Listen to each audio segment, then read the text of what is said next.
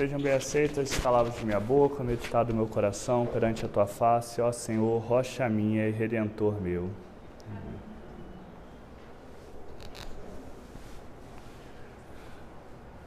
Hoje, como já tínhamos falado antes de começar, é aquela liturgia estranha, né? A liturgia do Domingo de Ramos, que são duas liturgias em uma só. Começa alegre, começa festiva, começa com a entrada de Jesus triunfante em Jerusalém, né? Começa com a liturgia das palmas, né? Os ramos. E do nada a gente toma aquele choque que vem logo em seguida a liturgia da paixão, a liturgia da crucificação. Pode parecer estranho, mas é muito interessante, porque é o que é mesmo. E é o choque que a gente precisa, às vezes, ter esse de realidade. Às vezes, até na nossa própria vida, a gente vê isso, né? Às vezes parece que está tudo muito bem, tudo muito triunfal e, de repente, vem alguma coisa e nos acerta do nada. Também deve fazer refletir sobre a própria posição do povo, na própria posição nossa. O mesmo povo que estava o saudando na entrada triunfal, em pouquíssimos dias já estava pedindo a crucificação dele.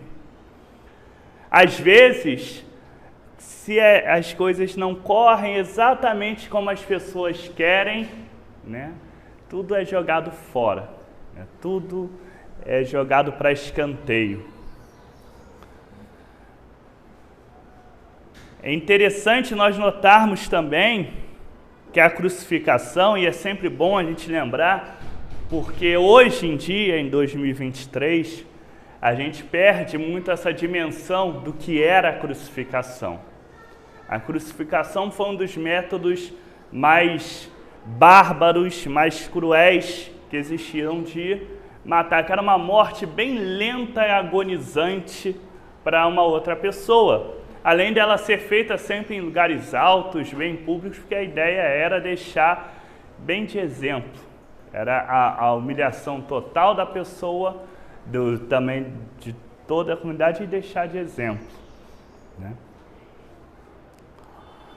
Esse sabor da crueldade, né, que às vezes a gente perde, porque a gente já não vê mais a crucificação dessa forma, né? A gente lembra sempre dela só na história de Jesus e lembra sempre dos planos de Deus em Cristo, mas a gente deve lembrar também desse fator humano que era muito forte. Aliás, é uma pena que a gente não tenha, né, que nós aqui não saibamos cantar, mas se a gente fosse ver a letra do hino, que é logo em seguida ao que a gente cantou, o hino 70, ela faz justamente a gente relembrar um pouco disso. Contemplai a mãe tristonha junto àquela cruz medonha, donde pende o filho seu. Ela sente a dor imensa, quase a mesma dor intensa do Senhor que Deus nos deu. Ó, quão triste e quão aflita era a Virgem Maria, bendita do unigênito Senhor. Ela chora e se entristece junto ao filho que padece, junto ao filho seu amor. Qual dos homens ficaria sem chorar ao ver Maria soluçando por Jesus? Contemplando a mãe que sente a tragédia ali presente, quem não sofre ao pé da cruz? Lembrar esse papel, essa tragédia humanitária, porque a gente tem que lembrar também como foi forte isso para todas as pessoas que estavam ali, né? Maria, por mais que fosse uma mulher devota, uma mulher fiel, uma mulher confiante nos planos de Deus, se vê no choque de ver o filho naquela situação, a pior possível. Os discípulos também, né? Se a gente lembrar a história da crucificação, todos eles ficam apavorados, fogem de medo. O único que não foge era o João, mas era novinho, não tinha nem muita escolha. Foi um momento de desespero total para todo mundo, de dor total. É algo tão forte, tão impactante, e é um detalhe interessante que em dado momento do Evangelho nunca mais se fala de José, né? E algumas pessoas defendem que provavelmente Deus tenha levado ele antes, porque aquela cena seria forte demais para ele, né? Pensar no ápice da crueldade humana é o desembocar daquele trabalho que a gente veio fazendo na Quaresma, de olhar com mais sinceridade para dentro de nós mesmos, olharmos, encararmos dentro dos nossos corações, dentro das nossas mentes, dentro da nossa forma de viver, o que há de ruim que continua ali. E pode parecer que não, mas às vezes, se a gente não vigiar muito bem, a gente deixa o mal entrar querendo fazer o bem.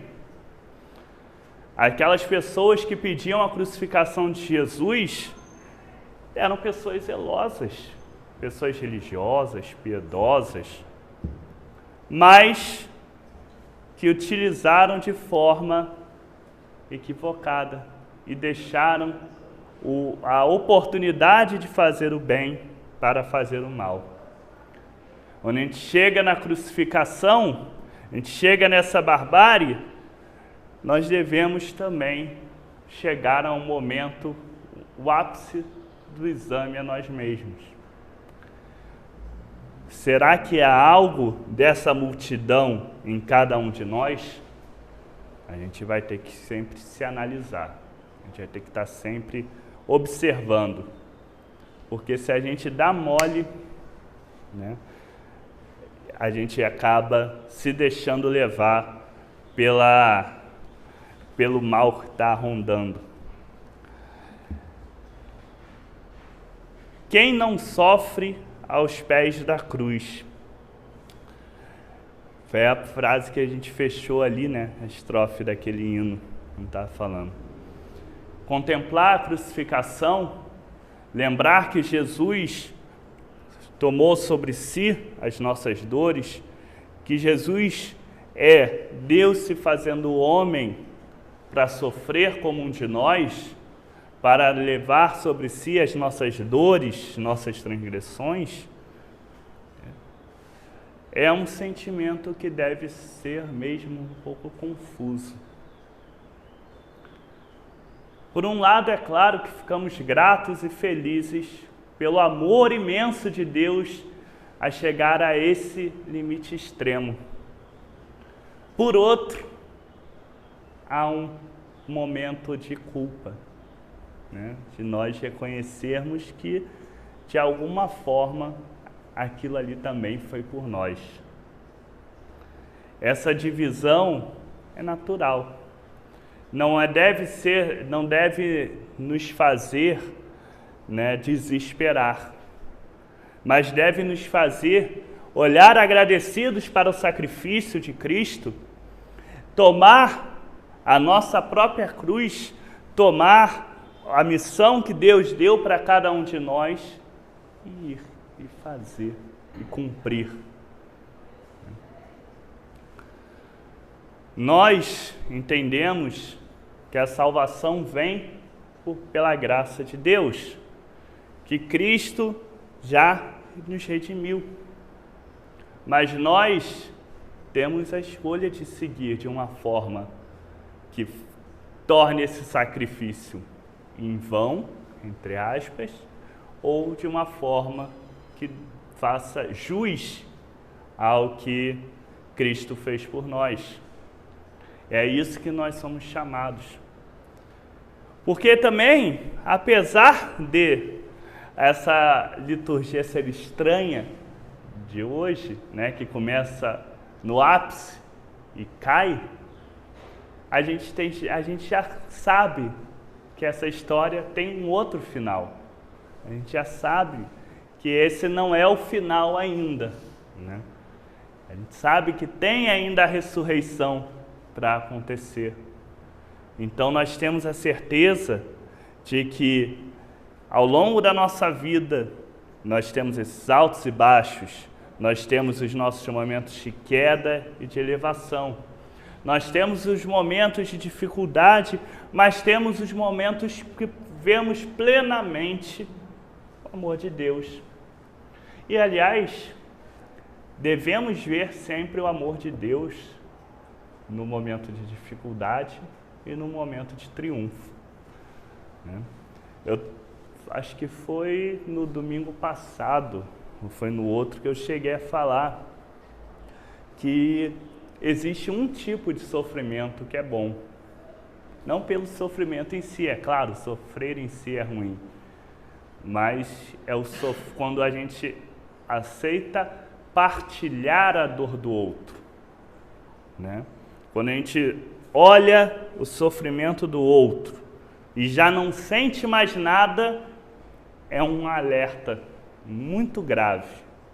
Quando a gente não é mais capaz de sofrer pelo outro, de se compadecer pelo outro, ali é que é um momento, é muito pior do que todo o incômodo do sofrer pelo outro.